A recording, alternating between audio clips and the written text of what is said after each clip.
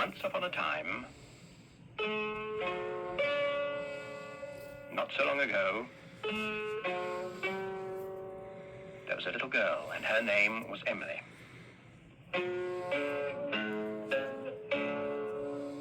And she had a shop.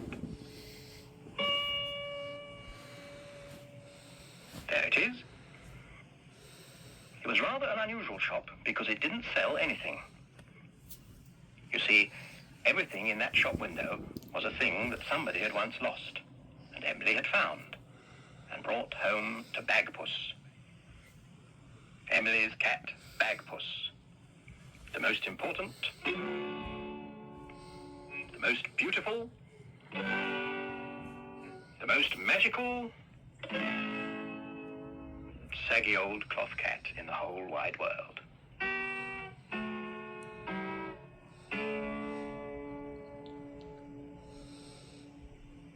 Well now, one day Emily found a thing. And she brought it back to the shop and put it down in front of Bagpuss, who was in the shop window, fast asleep as usual. But then Emily said some magic words. Bagpuss, dear Bagpuss, old fat furry catpuss, wake up and look at this thing that I bring. Wake up, be bright, be golden and light. Bagpuss, oh hear what I sing.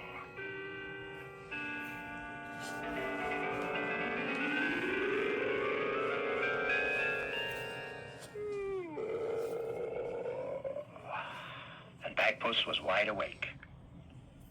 And when Bagpuss wakes up, all his friends wake up too. The mice on the mouse organ woke up and stretched.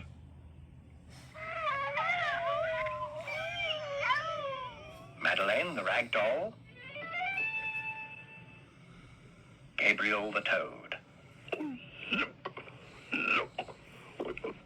And last of all, Professor Yeffel, who was a very distinguished old woodpecker. He climbed down off his bookend and went to see what it was that Emily had brought.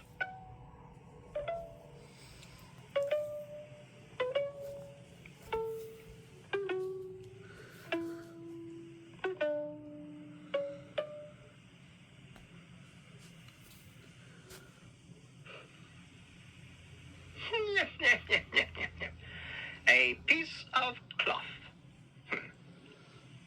Thin cloth with markings on it. Well, I don't know, I really don't know.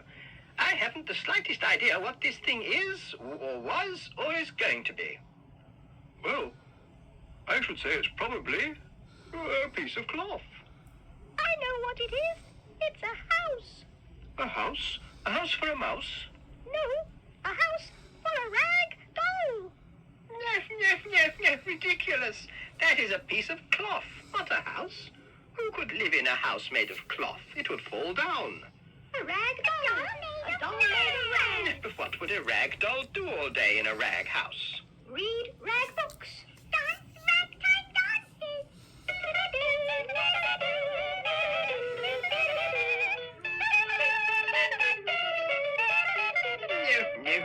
No. You are not being serious. This is a serious question. What would a rag doll do? What would he eat? Hot sausages. No. Red flannel soup. No. Green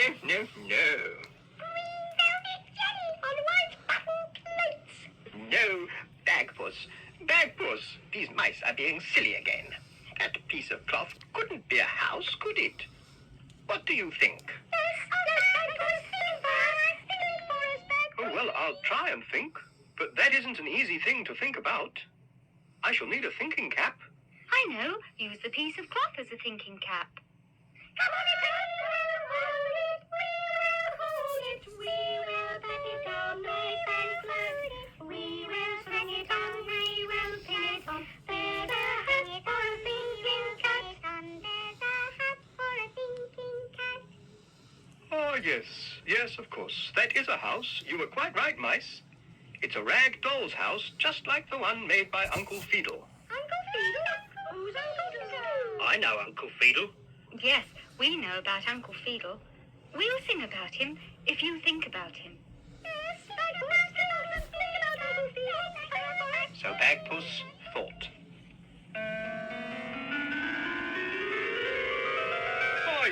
Uncle Fiedle. There he is. There was a man made all of rag, his name was Uncle Fiedle. His coat it was a barley bag, all sewed up with a needle. His nose was rag, his toes were rag, his legs were Harris Tweedle. His eyes were dots of cotton frocks, they called him Uncle Fiedle.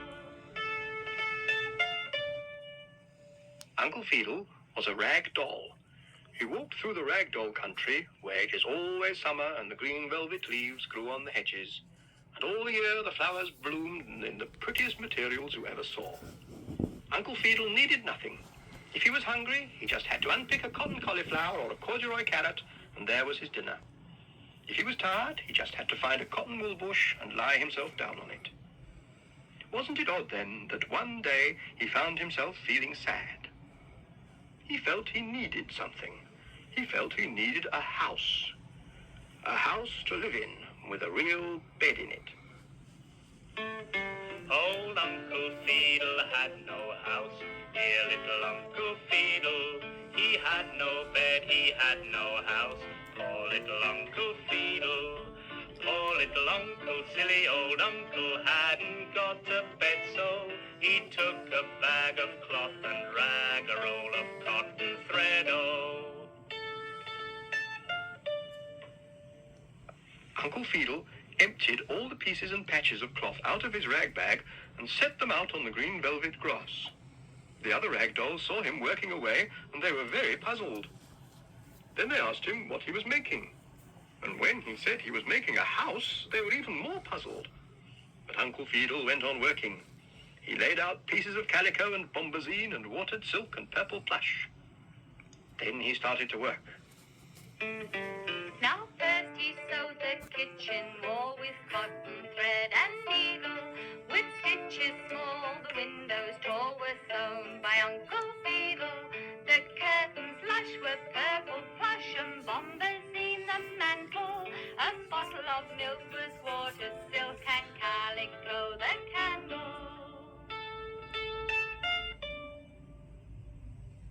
Uncle Fiedle sewed and stitched and patched and cobbled until he had made the pieces of the four walls of his house, with pictures on the walls and tables and chairs sewn on.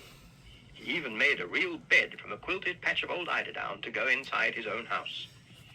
Everything went well until he sewed the walls and the roof together.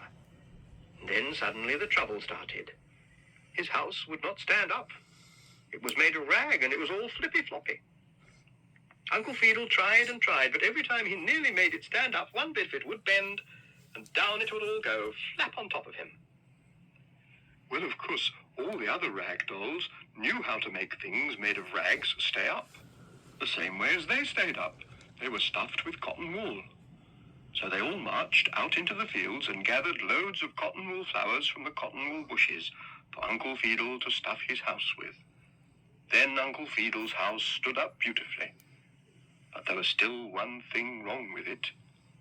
What was it? Well, of course, Uncle Fiedle's house was so full of stuffing, he couldn't get into it. He couldn't go in through the door. He couldn't lie on his new bed or use any of the useful things he had sewn because his house was full of cotton wool. Well, that really was a problem. All the rag dolls sat down and thought as hard as they could. Then one small rag doll had an idea. She said, "Why don't you have the inside of your house on the outside? It is always warm here and it never rains, so there's no need to have the indoors indoors. You could have the indoors out of doors." "That's a good idea," shouted Uncle Fiedle. He jumped up and quick as a flash, he emptied the stuffing out of his house, turned it inside out and stuffed it full again. And there it was. A lovely house with the inside on the outside. The fireplace and the mantelpiece and even the grandfather clock were on the outside. "Yes," said Uncle Fiedle, "I like that house. It suits me." Now Fiedle's house was inside out, clever old Uncle Fiedle. The out was in, the in was out, it suited Uncle Fiedle. One more kitchen, one more parlor.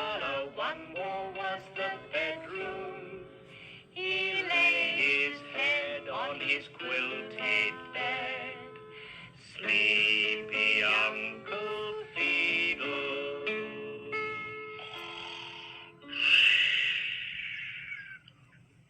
What a pretty story. What a delightful story. Absolute rubbish, every word of it, but quite delightful. And you, Bagpuss, you look quite absurd with that piece of cloth on your head. Yes, Bagpuss, give it to me. I will finish sewing it up. But Bagpuss, I still say that is quite an extraordinary place for anyone to live. Oh, I don't know. People live in much more extraordinary places than that. Take these mice, for instance.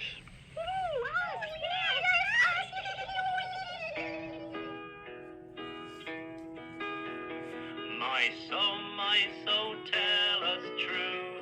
Tell us the place that is home for you.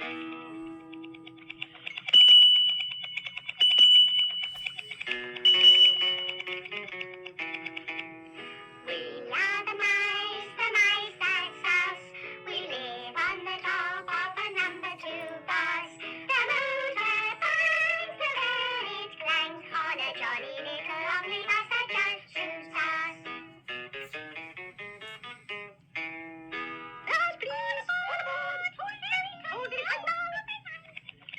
Ridiculous, ridiculous. Those mice are never serious.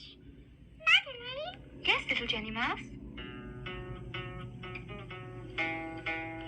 Madeleine, Madeleine, tell us true.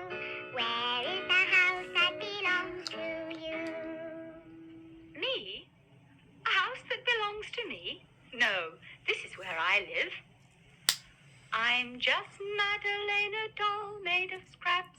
You'll find me in a cupboard or a box, perhaps. If my mice are near, then my home is here. Though sometimes I wish I had half a dozen laps. Yes, yes, I love you all. Yes, but there are rather a lot of you. Oh, down you get, down you get. Here is the rag doll's house, all finished. Oh, yes, that is very handsome. That's not Uncle Fiddle's house, because that one has the outside on the outside like an ordinary house. So the mice took cotton wool from the cupboard and they stuffed the little house with it. When it was full of stuffing, they dragged it to the front of the window and left it there, so that if a homeless rag doll should happen to come past, he would see it there and come in and live in it. And so their work was done.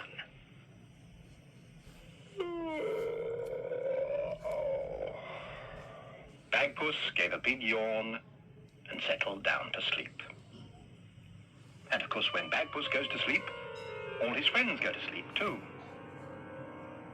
The mice were ornaments on the mouse organ. Gabriel and Madeleine were just dolls. And Professor Yaffle was a carved wooden bookend in the shape of a woodpecker. Even Bagpuss himself, once he was asleep, was just an old, saggy cloth cat. Baggy and a bit loose at the seams. But Emily loved him.